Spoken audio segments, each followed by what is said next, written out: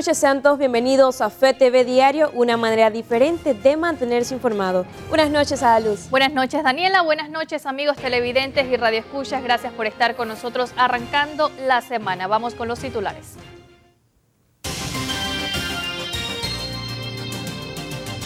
Miembros de la Junta Directiva de la Caja del Seguro Social solicitan que empresarios paguen deudas que tienen con la institución. Grupos de docentes de la Universidad de Panamá rechazan que diálogo de reformas constitucionales pase a manos del PNUD. Municipio de Panamá y Autoridad del Tránsito inician operativos de placas vencidas en el Distrito Capital. Docentes denuncian retrasos en sus pagos quincenales. En las internacionales, virus que provoca neumonía se propaga en China por medio del contagio entre humanos. Los detalles de estas y otras noticias a continuación. Iniciamos con FETV Diario. Asociación de Profesores solicita al Tribunal Electoral que se convoque a un referéndum para que el pueblo decida si quiere o no una nueva constitución. En conferencia de prensa, la Asociación de Profesores rechaza rotundamente que el Programa de las Naciones Unidas para el Desarrollo forme parte del diálogo de las reformas constitucionales. Desde este frente denunciamos el que el Ejecutivo haya invitado a este proceso de nueva constitución a un organismo extranjero que en todas las ocasiones ha sido interventor en los asuntos internos de nuestro país y que desde el frente lo rechazamos rotundamente y le pedimos y le exigimos al señor presidente de la República, Laurentino Cortizo, que retire la invitación que le hiciera al Programa de las Naciones Unidas para el Desarrollo, el PNUD, por ser un organismo además de injerencista, no solamente en los asuntos internos del Estado panameño, sino de todos los estados de la América Latina. Los docentes también solicitaron al Tribunal Electoral que convoque a un referendo para que la ciudadanía decida si quiere o no una nueva constitución en una asamblea originaria. Por eso el Frente, analizando la situación nacional, ha acordado solicitarle al Tribunal Electoral, en el cual no creemos, pero para cumplir las formalidades, solicitarle que convoque un referéndum para que sea el pueblo en las urnas el que decida si quiere o no quiere una nueva constitución a través de una asamblea constituyente originaria. De acuerdo al movimiento estudiantil de la Universidad de Panamá, el pueblo panameño debe tomar sus propias decisiones, por lo que no ven correcto pagarle a una organización internacional para que tome partido en asuntos nacionales. Nosotros tenemos que luchar porque eso es lo que lo hacemos para defender nuestro país. El señor presidente en campaña hizo un diálogo con jóvenes universitarios. Porque ahora que está en el gobierno no quiere venir nuevamente a la Universidad de Panamá y ahora sí hablar y reunirse con todos los estudiantes y todos los sectores de la Universidad de Panamá, donde convergen todas las ideologías y todos los extractos sociales. El presidente de la Asociación de Profesores también recordó al mandatario de la República, Laurentino Cortizo, que hay muchos profesionales en el país que pueden jugar el mismo papel que una organización internacional. El PNUD jugó un papel en el cambio de la ley en el Seguro Social con la ley 51 en el gobierno de Martín Torrijos. Ese es un aspecto. Por eso no es que estamos oponiéndonos por oponernos. Nos oponemos porque primero no los necesitamos. La Asociación de Profesores también se mantiene en pie de alerta y exigen una reforma originaria. Milady Madrid, FETV Diario. Y las fricciones entre transportistas del sector selectivo y de las plataformas electrónicas continúan. Ellos han dicho que se reunirán el próximo lunes. Transportistas de las plataformas electrónicas se reunieron este lunes con diputados que conforman la Comisión de Transporte de la Asamblea Nacional. La reunión se dio luego de recientes conversaciones que han sostenido transportistas del sector selectivo con los diputados. Hoy nos enteramos de que existe un presidente nacional de plataformas tecnológicas, pero es muy importante, hay que ser bien serio en esto. Hablar de plataformas tecnológicas de la comunicación del TIC es algo amplio. Es algo serio, algo que tiene que tener seriedad en el sentido y en toda la extensión de la palabra. plataformas tecnológicas no es decir, tengo un software que maneja esto hasta aquí, no. Debe ser un software completo, inscrito entre el comercio e industria, que sea valorizado para posteriormente tener un permiso de operación. Los conductores de la plataforma estamos totalmente satisfechos de sentirnos considerados en un proyecto de ley, en un anteproyecto de ley, que nos toca, que nos afecta directamente. Nosotros creemos que el usuario tiene derecho de escoger el tipo de servicio que quiere pagar. Por eso nosotros estamos aquí aportando nuestro granito de arena, que es muy amplio, porque es necesario que todos los actores de este negocio se hagan presentes. Y nosotros estamos aquí. Agradecemos al presidente de la comisión, el diputado Víctor Castillo, que nos hizo y nos extendió la invitación porque era necesario. El diputado presidente de la Comisión de Transporte dijo que es necesario hacer cambios profundos para evitar fricciones entre el sector transporte. A través del gobierno se está empezando a implementar tarjetas de débito para pagar lo que es Mibus y Metrobús de Panamá. Se va a manejar el tema a través de que estas personas van a depositar en su tarjeta, en estos bancos, lo que ellos van a gastar, de manera que no tengan ese efectivo en su cartera, en su bolsillo. Yo pienso de que no tenemos que avanzar en una sola línea. Muy importante, una línea en que nos manejemos. Si hay que hacerlo a través de algo efectivo, que sea algo homogenizado. Estamos esperando que el proyecto que presentó el diputado Víctor Castillo lo puedan prohijar.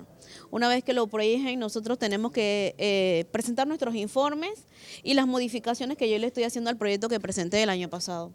Una vez que eso se haga, entonces, tendríamos que hacer una subcomisión para ir a hacer una unificación.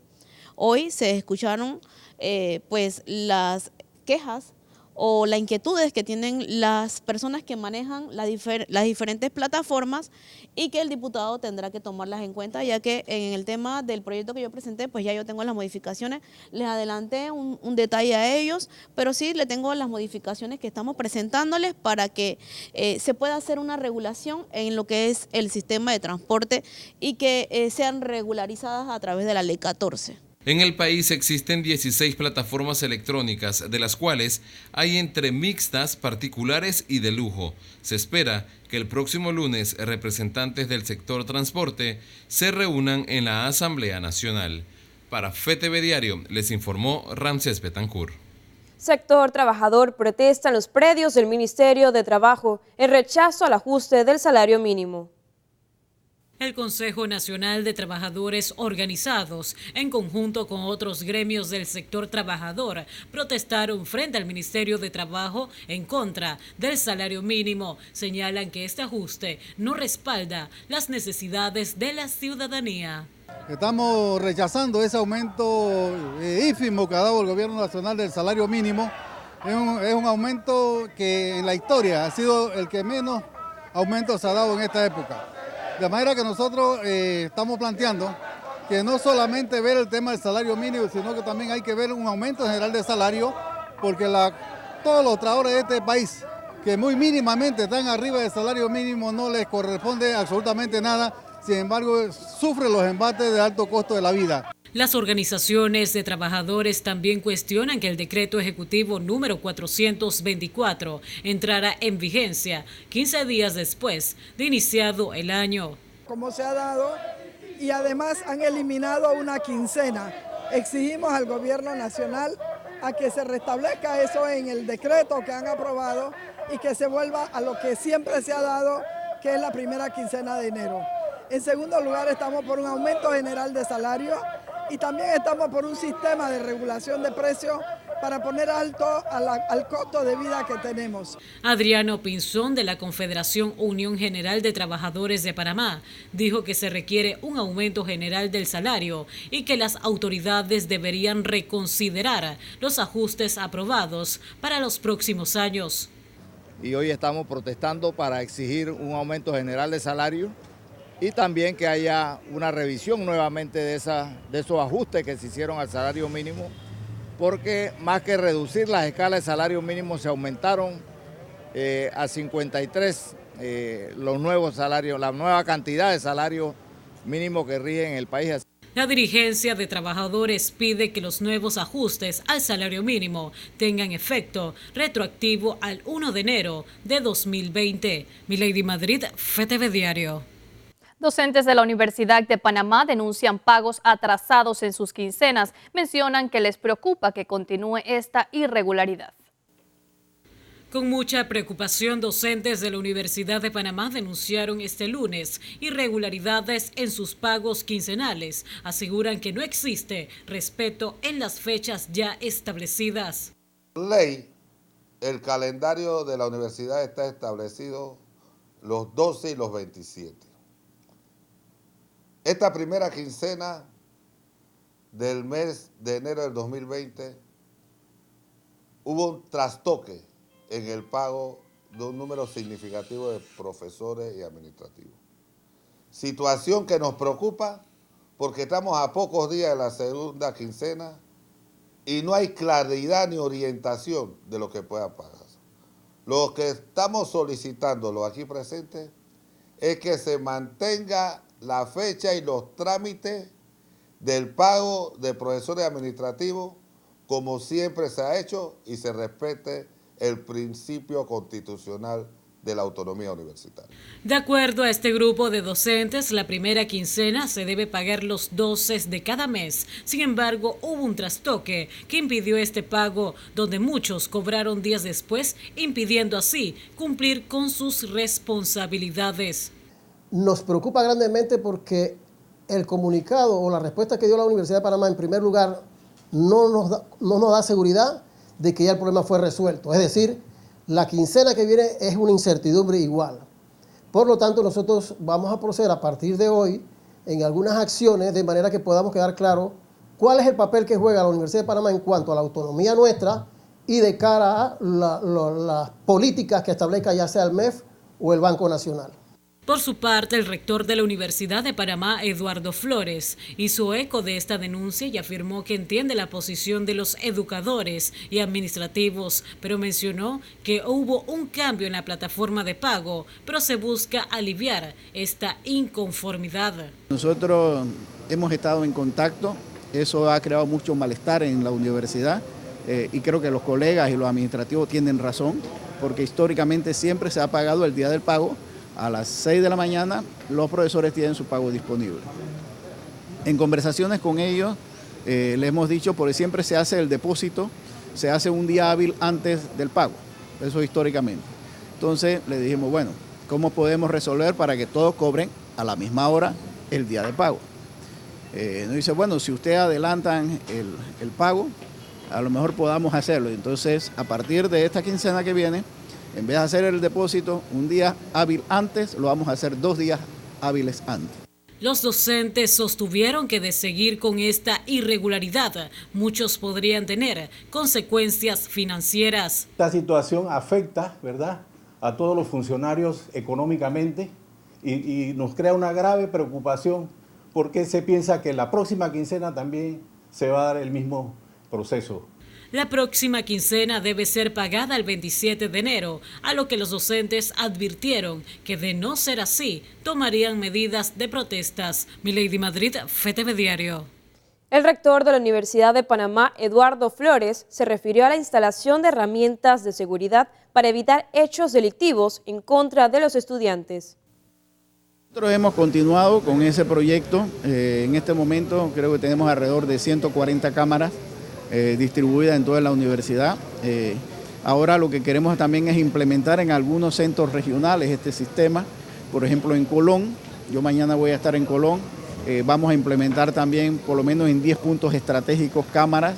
En Chorrera también estamos implementando cámaras en algunos centros regionales. Coclé ya tiene, de tal manera que esto facilite poder vigilar mejor a nuestros profesores y salvaguardar sus bienes y su honra. Y avanzamos en la información. El municipio de Panamá se prepara para iniciar operativo de placas vencidas en el distrito capital. Piden evitar sanciones. A partir de ese martes, el municipio de Panamá, en conjunto con la Autoridad del Tránsito, realizará operativos para decomisar placas vencidas. Bueno, a partir de mañana la Autoridad del Tránsito, en conjunto con el municipio de Panamá, vamos a efectuar operativos en el distrito capital de placas vencidas 2018. Tenemos un aproximado entre 6.500 a 7.000 placas mensuales que no fueron retiradas para el 2018, con un aproximado de 75.000 placas en el año. Según los funcionarios, mensualmente quedan sin retirar unas 7.000 placas en el municipio y es por esto que hacen un llamado a los conductores para evitar sanciones. Queremos pues hacer un llamado a estos contribuyentes a que se acerquen al municipio de Panamá y a la autoridad del tránsito a poner en regla su documentación, porque todos sabemos que si transitan con placa vencida, tampoco tienen la documentación que se requiere ante el tránsito. Los operativos se realizarán de manera indefinida y si usted es de aquellos que ya tiene planes para el verano y no ha renovado su placa, lo mejor que puede hacer es acudir a retirarla o será acreedor de una multa de $50 o la remoción de su vehículo en grúa. Las sanciones a los conductores que incumplan con dicha falta, que es la falta número 11 con placa vencida, será sancionado con una multa de 50 balboas a los conductores. Ya en un lapso de 24 horas, si el conductor es sorprendido transitando por las vías sin placa, ya serán la falta número 12 del reglamento de tránsito y la retención del vehículo. Pero también recomendamos a los contribuyentes que ahora que vamos a carnavalear, saquen su placa a tiempo, no vaya a ser que cuando van para el interior tengan contratiempo y le vayan a quitar el vehículo o tener algún inconveniente en los carnavales, y nadie quiere pasar inconvenientes en los carnavales. Así que les recomendamos que saquen su placa antes de irse a carnavalear. Las autoridades destacan que quien no tiene su placa al día tampoco tiene la póliza del vehículo vigente. Esto se extiende para la autoridad de tránsito y la DOT para lo que viene, que es la fiesta de carnavales, Semana Santa, y una cosa lleva a la otra, porque el que no tiene su placa en orden, por lo general no tiene la póliza en orden. Y el reglamento de tránsito es claro y dice que todo vehículo que no porte su póliza actualizada será removido en grúa. Ese es el contratiempo. Entonces recomendamos a todos los conductores que por favor pongan sus vehículos en orden con su papelería para evitar contratiempos. La Alcaldía de Panamá entrega las placas en la 24 de diciembre, Las Cumbres y en el Parque Francisco Arias frente al edificio Atillo, sede principal de la Alcaldía. Para FETV Diario les informó Ramses Betancourt.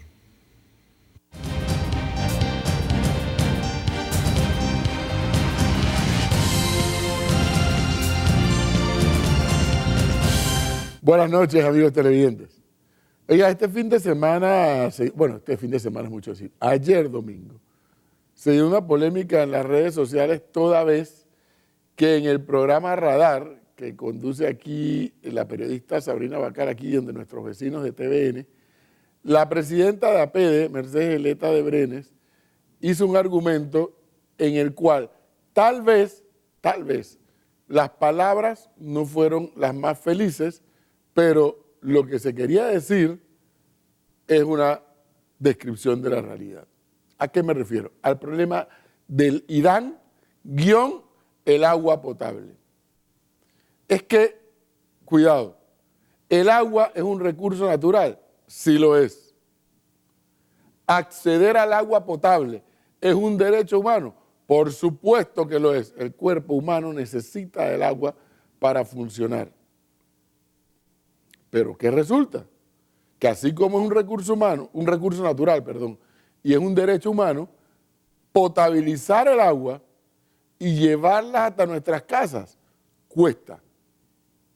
Y luego de que usted la utilice en su casa para lavar, para fregar, para bañarse, para el inodoro, para el lavamanos, luego canalizar esas aguas también cuesta. ¿Quién paga eso?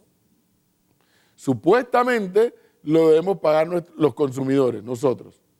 Pero son los mismos consumidores que pagan el celular a tiempo, que pagan la electricidad a tiempo, que pagan los servicios de televisión privado a tiempo, pero que no pagan el agua.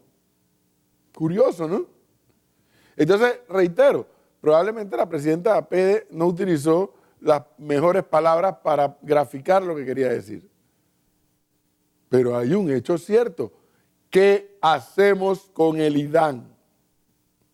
No el gobierno del presidente Cortizo, todos, gobernantes y gobernados, ¿qué hacemos con el IDAN?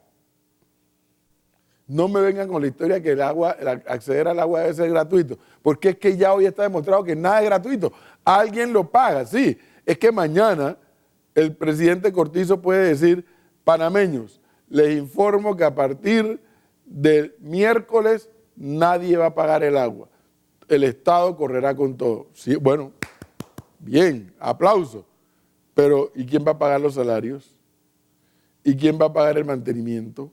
¿Y de dónde va a salir? Del Estado, administrado por el gobierno. ¿Y de dónde sale esa plata para que el Estado asimile esos costos? De los impuestos que todos pagamos. Es así. Gratis no hay nada. De algún lado sale la plata. Fíjese, en Israel, un país donde no hay agua prácticamente, natural, de lluvia, de ríos, etc., usted paga hasta la gota de agua que consume. Pero espérese, no se vaya a Israel. Aquí al lado, los vecinos de Colombia, Empresas Públicas de Medellín, EPM, era responsable del agua, entre otras cosas, ahí en Medellín. Y todo el mundo paga el agua que consume. ¿Cuántos lavautos hay en Panamá que utilizan agua potable para lavar los automóviles? ¿Esa gente paga lo mismo que pago yo en mi casa? No puede ser, pregunto. Entonces, así como el Seguro Social nos preocupa, el IDAN nos tiene que preocupar a todos porque el agua es un recurso finito, no es infinito. Fíjese con todo lo que ha llovido en el año 2019 y el nivel del lago Gatún no llegó al grado óptimo, al nivel óptimo. Entonces es un recurso finito, pero que además, reitero, por más natural que sea ese recurso y por más derecho humano que sea el acceder a él, cuesta potabilizarlo y llevarlo hasta nuestras casas. Entonces, comencemos por resolver ese problema. ¿Qué hacemos con el IDAN? Que el gobierno diga gratis para todo el mundo el agua, perfecto, pero que nos diga de dónde va a sacar la plata. ¿Cómo se va a financiar la administración de esa institución y todo ese proceso de potabilización, de mantenimiento y etcétera? Y de alcantarillado también. Cuidado, porque es que usualmente solamente hablamos del agua potable y se nos olvida que tenemos que hablar del alcantarillado, lo cual también es un proceso. Son debates que deben darse en nuestro país y no se están dando. No hay claridad, no hay precisión de qué quiere el gobierno del presidente Cortizo proponernos a los panameños de hacer con el IDAN. Ya no me expliquen que ni Varela ni Martinelli hicieron nada. Eso ya lo sabemos. Por algo ganó la oposición las elecciones. Ahora estamos en una administración que apenas lleva 7 meses del quinquenio que le corresponde. Entonces, no nos perdamos en que si la señora Apede dijo aquello o dijo lo otro. Concentremos en qué es lo que queremos hacer con el IDAN y con el agua de este país. Reitero, aquí al lado en Colombia, no preguntan en Costa Rica, pero aquí al lado en Colombia usted paga el agua que consume. Usted quiere poner un negocio de lavautos, póngalo, pero usted tiene que tener la certeza que usted va a pagar mucho más que lo que paga un apartamento o una casa de familia. Así, usted quiere embotellar agua, usted va a pagar mucho más, porque está usando recursos también natural y potabilizado. Eso es. Pero el problema es que el IDAN no cobra. El IDAN no cobra por un lado y la gente por otro lado no paga. ¿En qué quedamos entonces? Creo que hay que asumir esto con toda la responsabilidad y la seriedad del caso. Continuamos con más información en el segundo bloque. Al final de la semana pasada el presidente Cortizo emitió un discurso duro, fuerte. Vamos a hablar un poquito de ese discurso. Muchas gracias, profesor. Estaremos pendientes entonces a ese segundo análisis. Por el momento vamos con la información eclesial.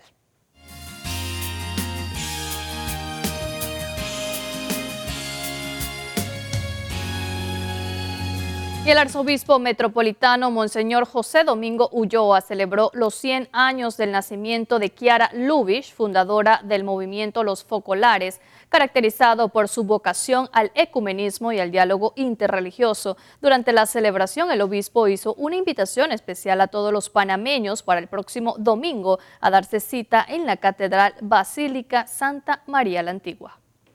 El próximo domingo, a las 12 igual, vamos a tener aquí la Eucaristía por el primer aniversario de la consagración del altar por el Papa Francisco. A partir de este año, todos los 26 de enero son solemnidad y festivo para esta iglesia arquidiocesana y para esta catedral. Así que invitamos a todos para que el próximo domingo podamos venir a dar gracias. Y también el próximo domingo es el primer domingo que el Papa ha convocado como el domingo de la palabra.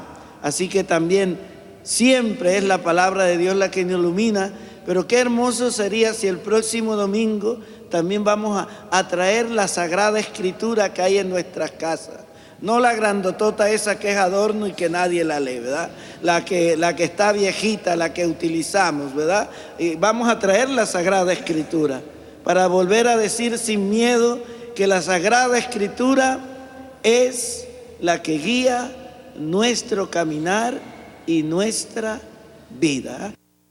Y en el Vaticano, el Papa ha iniciado la semana de oración por la unidad de los cristianos, católicos, ortodoxos, protestantes, anglicanos y miembros de todas confesiones cristianas. Reflexionan sobre los elementos que tienen en común y no aquellos que los separan. El Papa Francisco clausurará la semana de oración por la unidad de los cristianos el sábado próximo, con una oración ecuménica ante la tumba de San Pablo ubicada en Roma. Bien, y toma fuerza la posibilidad de un viaje del Papa Francisco a Sudán del Sur, país que ha estado sumergido en una guerra civil desde 2013. El arzobispo anglicano Ian Ernest es el enlace entre el arzobispo de Canterbury, Justin Welby, y el Papa Francisco. Confirmó que los dos líderes visitarán Sudán del Sur en marzo de 2020 solo si el gobierno provisional, que une a las dos partes en conflicto en el país, entra antes en funciones. Según el arzobispo, el viaje sería una continuación del retiro que los dos líderes políticos hicieron en el Vaticano en abril de 2019, cuando Francisco les besó los pies y les pidió que hicieran las paces. La idea es que los dos líderes cristianos den un impulso rápido para que la paz pueda prevalecer en esta parte del mundo. Francisco ha insistido en su deseo de visitar Sudán del Sur, como anunció en 2017. Dijo que no iría sin el arzobispo Justin Welby. Como aproximadamente el 60% de la población de Sudán del Sur es cristiana, dividida casi por igual entre católicos y otras denominaciones cristianas, la presencia de ambos líderes podría proporcionar el impulso necesario para una paz duradera. Cuando te reúnes con el Papa tienes la sensación de que nos conocemos desde hace mucho tiempo. La ternura de la bienvenida, el apretón de manos fue tan firme que se podía sentir esa capacidad de caminar juntos, de trabajar juntos. El arzobispo ya había conocido al Papa Francisco. Lo encontró en otras ocasiones, incluida la visita del Papa a Mauricio en 2019 y la celebración del 50 aniversario del Centro Anglicano en Roma en 2016.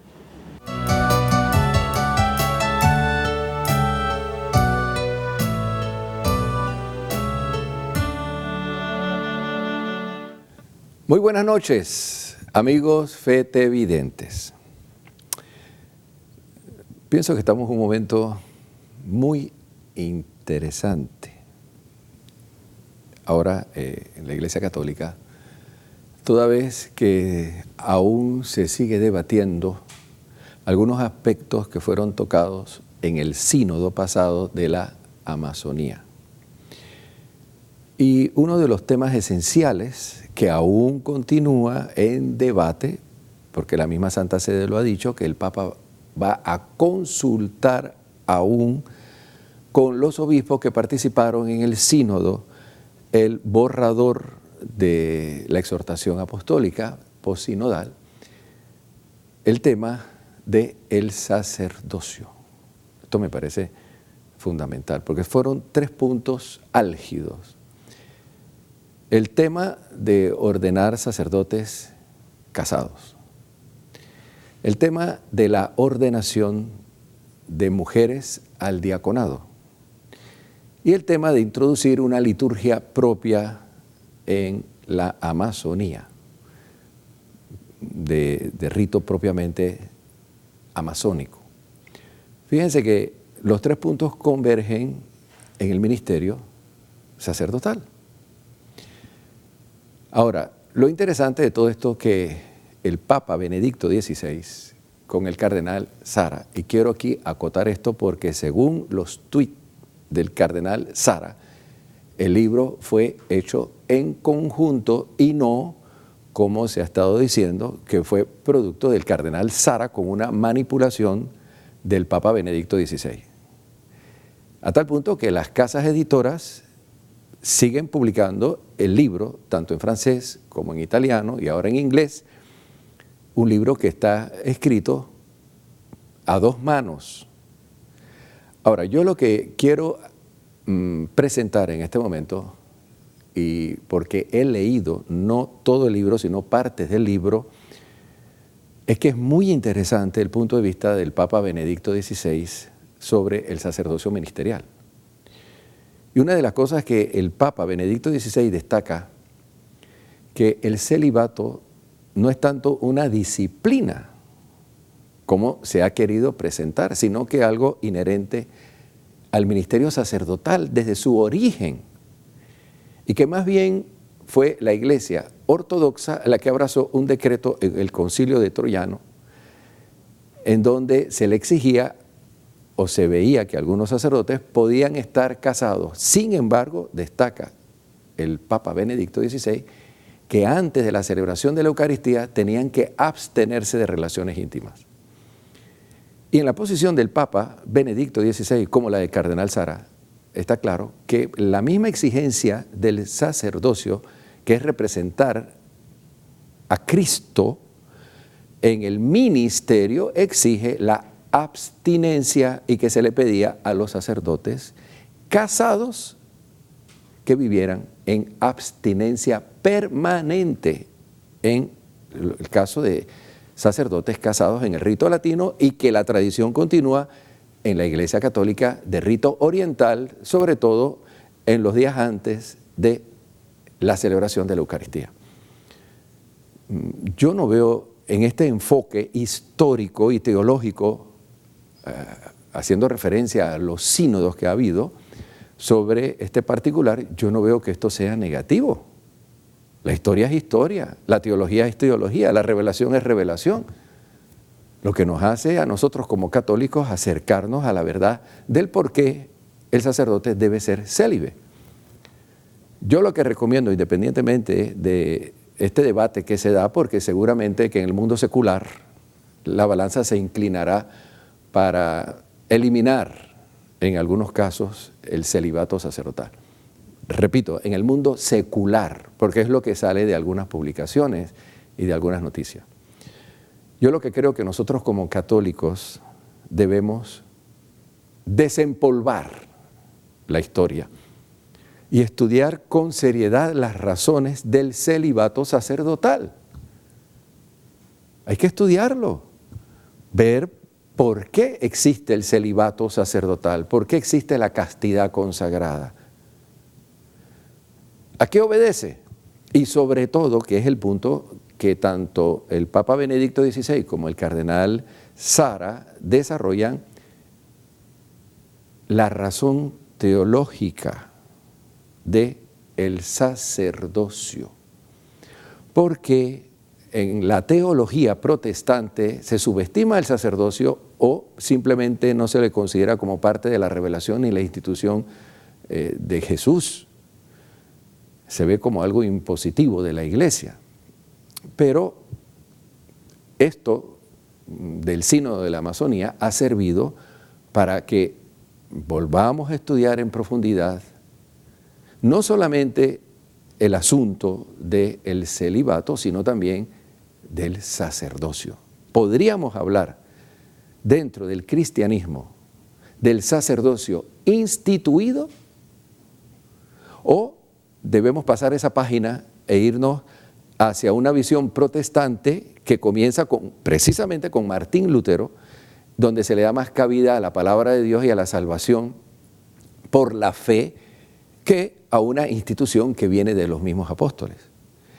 En otras palabras, ¿Jesús quería instituir un nuevo sacerdocio o Jesús quería más bien poner énfasis en una predicación y un itinerario de evangelización sin considerar propiamente la institución del sacerdocio en la nueva economía de la salvación? Ese es el punto. Y por eso nosotros como católicos estamos obligados, repito, independientemente si tendremos sacerdotes casados o no, realmente el sacerdocio en el Nuevo Testamento, la nueva economía de la salvación, a partir de Jesucristo, era y es una institución divina, o más bien es algo práctico para alimentar al pueblo de Dios con la Eucaristía y la palabra y ser cabeza de una comunidad. Este es el enfoque. Esto es lo que está aquí en el núcleo de este libro que ha sido publicado, que ya es un bestseller, ¿eh? Ya es un bestseller en Italia y en Francia, donde ha sido publicado, y ya está saliendo en Estados Unidos. Ojalá todo católico pueda leer el punto de vista del Papa Benedicto XVI, que no es una contradicción o va a una confrontación con el Papa Francisco. No, es una reflexión teológica sobre la institucionalidad del sacerdocio. Y yo quisiera también llamar la atención de que no nos dejemos llevar por la interpretación que hacen los periodistas. Porque muchas veces el periodismo no es tan objetivo como debe ser. Se interpretan las noticias y se pone un titular a partir del criterio del periodista que redacta la noticia. Entonces, pienso que este enfoque teológico vale la pena conocerlo, leerlo, meditarlo y estudiarlo. El libro a dos manos del Papa Benedicto XVI y el cardenal Sara, porque ya el cardenal Sara dice que habló con Benedicto XVI y que no hay ningún conflicto entre ambos y que los dos sabían lo que estaban haciendo desde el principio. Que habrán periodistas que digan otra cosa, que habrán algunos teólogos que digan otra cosa. Bueno, todo cabe en la viña del Señor. Conozcamos los hechos, leamos el libro y también pues, conozcamos, lo más importante, el enfoque pastoral del Papa Emérito Benedicto XVI y el cardenal Sara. Y seguimos con más. Adelante. Amigos televidentes y radio escucha, momento de realizar nuestra primera pausa comercial. ¿Adaluz? Así es, Daniela, no le cambie, que al volver tenemos más información para compartir con todos ustedes. Ya volvemos.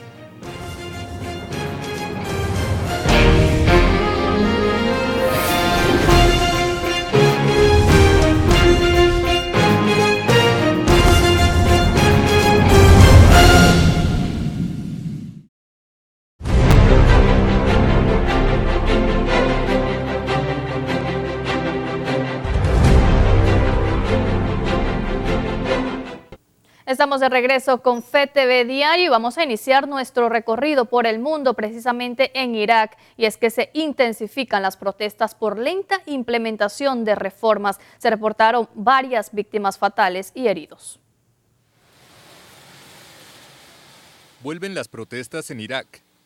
Cientos de manifestantes se enfrentaron el lunes a las fuerzas de seguridad y bloquearon las calles de Bagdad y otras ciudades en su intento de presionar al gobierno.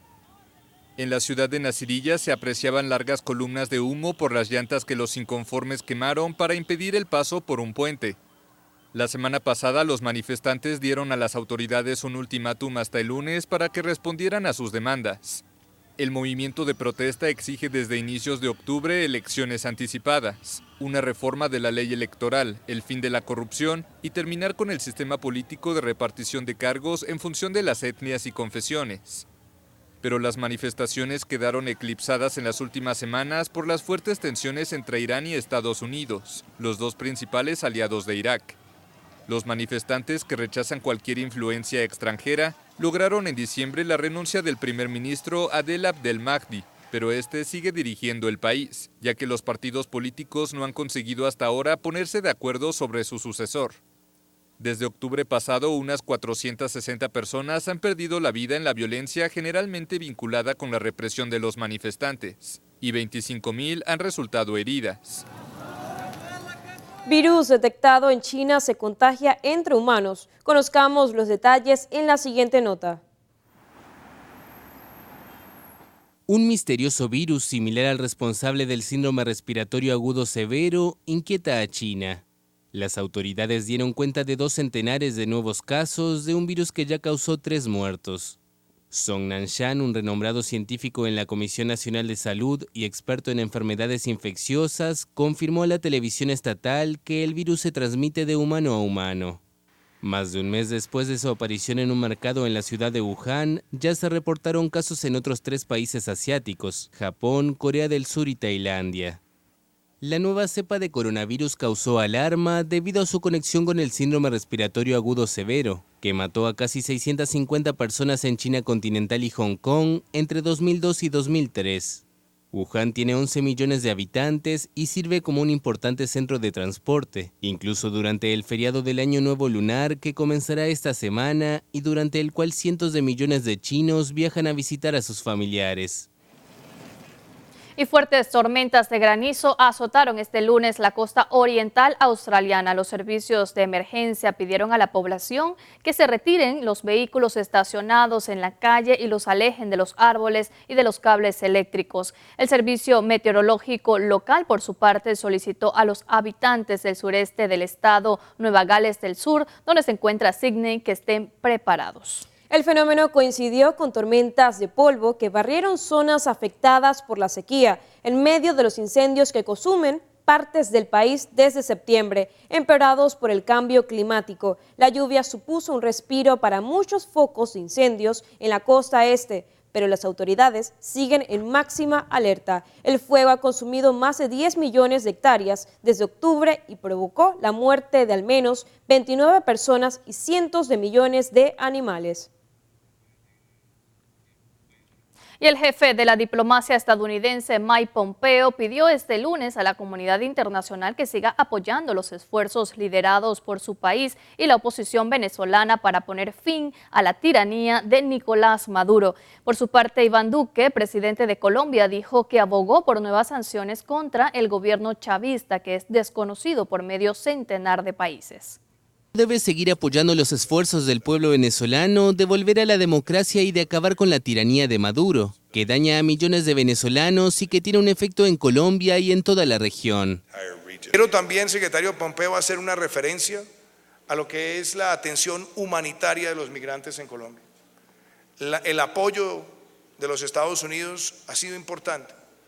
Necesitamos movilizar también más recursos de la comunidad internacional para atender a la población migrante, particularmente la que está llegando a nuestro país buscando atención médica o vacunación porque ya no la encuentran en territorio venezolano. Y en más información, cientos de centroamericanos que viajaban en caravana se lanzaron este lunes a cruzar el río Suchiate en la frontera entre Guatemala y México. Caos en la frontera entre México y Guatemala. Cientos de centroamericanos que viajan en caravana se lanzaron el lunes a cruzar el río Suchiate, que divide a ambos países. Guardias nacionales mexicanos los repelieron con gases lacrimógenos, pero algunos migrantes lograron pasar. Los integrantes de la caravana, en su mayoría hondureños, llegaron en la madrugada al cruce fronterizo luego de que las autoridades guatemaltecas les permitieran ingresar al puente internacional Rodolfo Robles. Los centroamericanos pidieron a agentes fronterizos paso libre por México en su intento de llegar a Estados Unidos, pero ante la falta de respuesta se lanzaron al río desde la localidad guatemalteca de Tecunumán. Y el expresidente de Bolivia, Evo Morales, anunció el domingo que su exministro de Economía, Luis Arce, será el candidato a la presidencia por su partido Movimiento al Socialismo en las elecciones a celebrarse el próximo 3 de mayo. Una eventual segunda vuelta está fijada para el 14 de junio, luego de que Morales renunciara en noviembre en medio de protestas por su victoria en las elecciones del 20 de octubre para un nuevo mandato. El candidato a presidente del Movimiento al Socialismo, instrumento político por la soberanía del pueblo, es el licenciado Luis Arce Catacora. Volvemos al plano nacional. Primera fase de la Ciudad Salud podría estar lista en el año 2021, así lo aseguró el director de la Caja del Seguro Social. Un 65% de avance lleva actualmente el proyecto insignia de la Caja del Seguro Social, proyecto que lleva varios meses de atraso en su construcción debido a varios factores. Pero según las autoridades de esa institución, la primera fase de la obra podría ser entregada en 2021.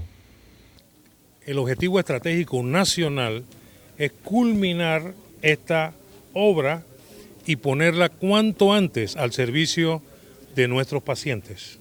La Ciudad de la Salud es un proyecto que inició construcción en el 2012 y se tenía estipulado que finalizara su ejecución durante la pasada administración. Actualmente hay instalada una mesa de negociación que entregará un informe al país el 15 de febrero de ese año. El director de la Caja del Seguro Social explicó que existen los fondos para hacerle frente a la culminación de la obra. Del que le corresponde. Esto pertenece a enfermedad y maternidad, del que le corresponde. Pero además de eso, quiero decirle que tenemos muchas formas de financiar las cosas. Lo que ha faltado aquí es creatividad. Tengo un equipo afortunadamente creativo. Según los planes de la Caja del Seguro Social, las primeras áreas en abrir serían cardiología, nefrología y cirugía cardiovascular. Los miembros de la Junta Directiva de la entidad dicen que es necesario culminar el proyecto por el bien de la población panameña. De que las obras inconclusas que tiene la Caja de Seguro Social pendiente, de una vez por todas se decida y se terminen. Son obras que la población está esperando ha esperado con mucha paciencia y que sabe la población que van a resolver parte del hacinamiento que se tiene en los diferentes hospitales de este país. En estos momentos, una vez se establezca el resultado de la negociación, se podrá hablar de cifras y se podrá hablar de tiempo. Lo que sí podemos garantizar es que en los próximos meses o prácticamente en un año estaremos arrancando con la primera etapa. Eso debe ser así porque está bastante avanzada, ya se habla de un 80% prácticamente en su primer inicio. Los representantes de la empresa que desarrolla el proyecto mencionaron a los medios de comunicación que se están haciendo evaluaciones en los equipos que serán adquiridos para la Ciudad de la Salud. Eso es parte de lo que se está platicando en las mesas. Hay equipo que falta por pedir y de eso depende también que pueda abrir el hospital, ¿no? Equipamiento médico y asistencial y mobiliario y demás, todo eso falta. No tengo el número exacto, pero debemos de ser unas 50 personas únicamente que están en la obra, ¿no? Durante este fin de semana, el director de la Caja del Seguro Social, la ministra de Salud y otros altos funcionarios del gobierno realizaron un recorrido por la obra que está ubicada en la Vía Centenario. Para FTV Diario, les informó Ramses Betancourt. Y por otro lado, el director de la Caja del Seguro Social responde a cuestionamientos por parte de empresarios. Luego que el director de la Caja del Seguro Social señalara que una gran cantidad de empresas estaban morosas con las cuotas a la institución, salieron a relucir reacciones por parte de los empresarios, quienes cuestionaron lo dicho por el director de la institución. Pero Enrique Lau Cortés, quien funge como director de la Caja del Seguro Social, respondió a estos cuestionamientos hechos por los empresarios. Yo no estoy aquí para estar haciéndole carita a mis amigos, yo estoy aquí para cumplir con una misión que es hacer que todo el mundo cumpla con sus obligaciones, porque lo que tenemos que darle al pueblo es un mejor servicio, es servicio de calidad, salud y sobre todo tenemos que asegurarnos que aquel trabajador que está laborando en cualquier empresa, cuando se jubile, tenga sus cuotas pagas. Los empresarios han dicho que entre los datos entregados por los representantes de la Caja del Seguro Social hay datos erróneos, pero el presidente de la Junta Directiva de la institución dice que la deuda existe a pesar que hay empresas que ya no existan. La responsabilidad la tiene la administración y que todos los años tiene que comunicar cuál es la deuda que tienen tanto el gobierno como patrón, el Estado como patrón, igualmente las empresas privadas. En el caso de la empresa privada, lo que está en los libros es lo que tiene que informar el director general. Aunque, como usted dice, existan o sea, estén presentes en esos libros empresas que ya no están funcionando, pero de todas maneras la deuda se dio. Según los informes de la Caja del Seguro Social, el sector de la empresa privada adeuda unos 283 millones de dólares y se estima que hay deudas que podrían superar los 20 años. Que después se haga la depuración, ya esa es otra cosa. Pero primero tienes que anunciar quiénes deben, identificarlo y después la depuración. Pero en este momento los 283 dólares están registrados, los 283 millones están registrados en libro. Cabe destacar que el gobierno en diciembre de 2019 canceló una deuda que tenía con la Caja del Seguro Social por 886.3 millones de dólares. Para FTV Diario les informó Ramsés Betancourt. Cambiamos de asunto. La economista Maribel Gordón se refirió a la explicación de la DGI de cómo obtener deducción de impuestos por gastos escolares. Advirtió que esta medida no resolvería las irregularidades en el sector educativo. Exoneración de impuestos, en primer lugar, se hace sobre la base de haber generado un gasto, pero va a implicar lo que hay, cuánto resisten las reservas, cuánto resiste la inversión, el gasto social en apuntalar este tipo de proyectos. La exoneración impositiva sale del bolsillo de todas y todas las panameñas y panameños. Es decir, es una nueva carga, no resuelve el problema, no le resuelve el problema a los padres de familias que tienen sus hijos en escuela privada, en la medida que sabemos que las escuelas privadas trasladan todos los costos. Y con esta información nos vamos a nuestra segunda pausa comercial. Así es, no le cambie, ya volvemos.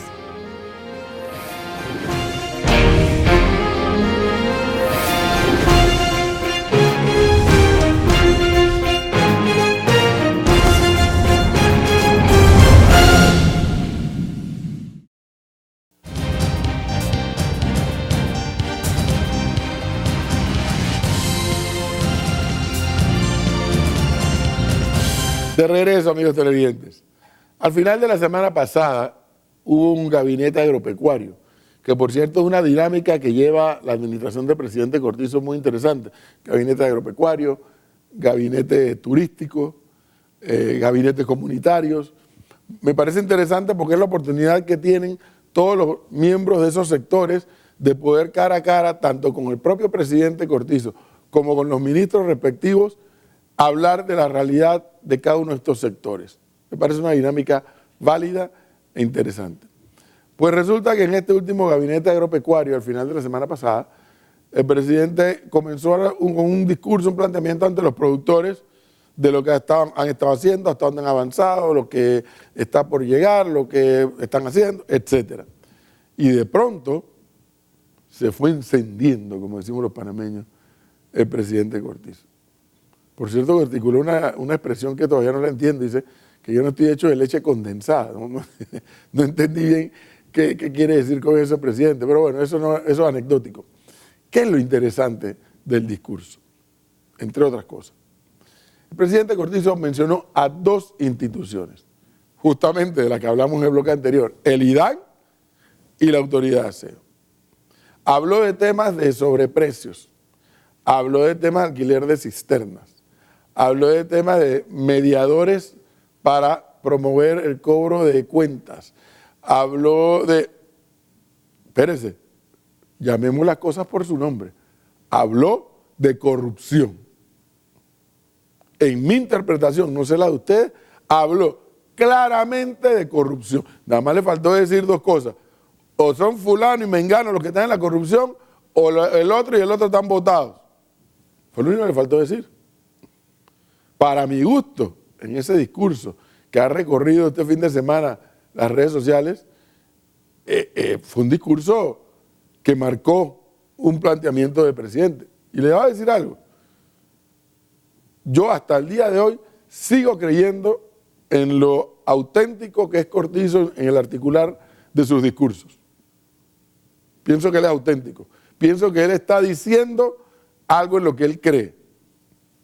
Yo lo pienso así.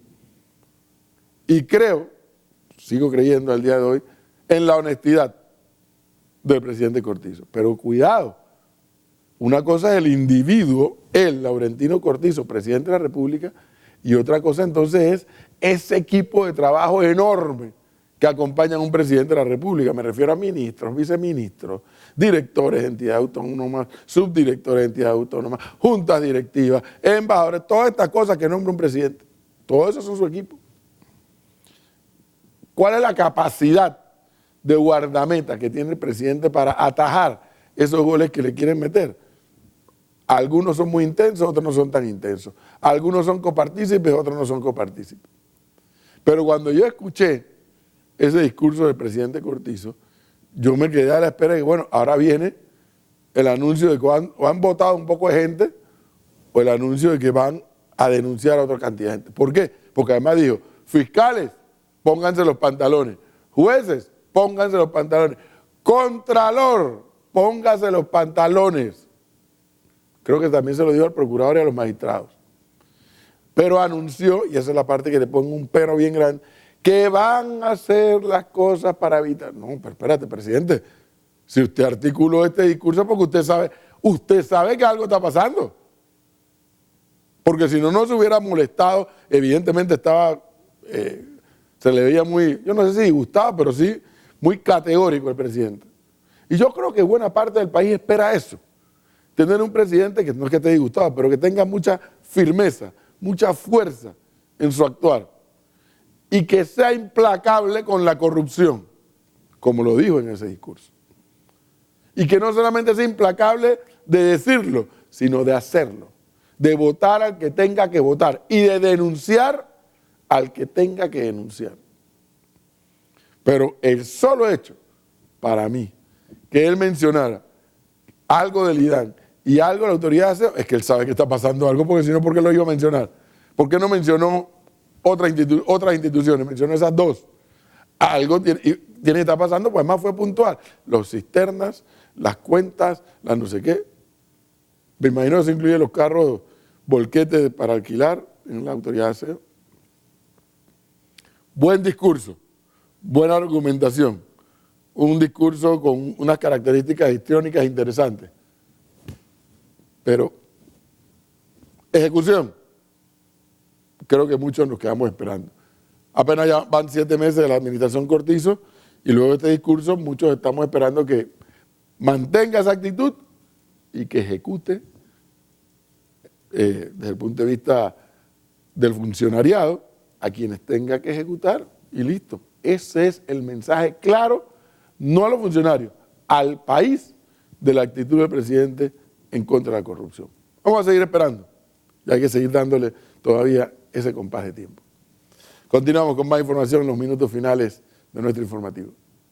Muchísimas gracias por la información. De esta manera llegamos a la parte final de FETV Diario. Así es, le invitamos a usted, amigo televidente, a que siga en sintonía de FETV, el canal de la misericordia. Feliz noche y muchas bendiciones.